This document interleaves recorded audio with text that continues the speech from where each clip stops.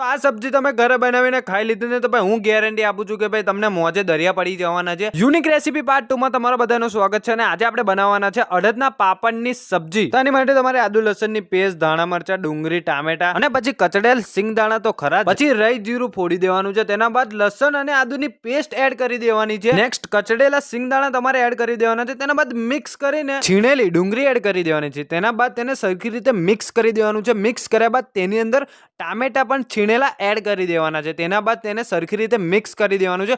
Mix કર્યા બાદ મરચું, હળદર, મરી પાવડર, ધાણા જીરું, ગરમ મસાલો, મીઠું એડ કરી દેવાનું છે। આ બધી જ વસ્તુ આવ્યા બાદ તેને ભાઈ સરખી રીતે મિક્સ કરી દેવાનું છે। મિક્સ કર્યા બાદ તેની અંદર પાણી એડ કરી દેવાનું છે। પાણી એડ કર્યા બાદ તેની અંદર અડદના પાપડ એડ કરી દેવાના છે। પાપડ એડ કર્યા બાદ તેને ભાઈ સરખી રીતે મિક્સ કરી દેવાનું છે। પછી તેને ધાણાથી ડેકોરેટ કરી દેવાનું છે। તો આપણી સબ્જી થઈ ગઈ છે રેડી। તો તમારા ફ્રેન્ડ સર્કલમાં વિડીયો શેર કરી દેજો અને પેજને ફોલો જરૂરથી કરી દેજો અને ભાઈ ઘરે જરૂરથી ટ્રાય કરજો, ભાઈ મોજે દરિયા પડી જશે।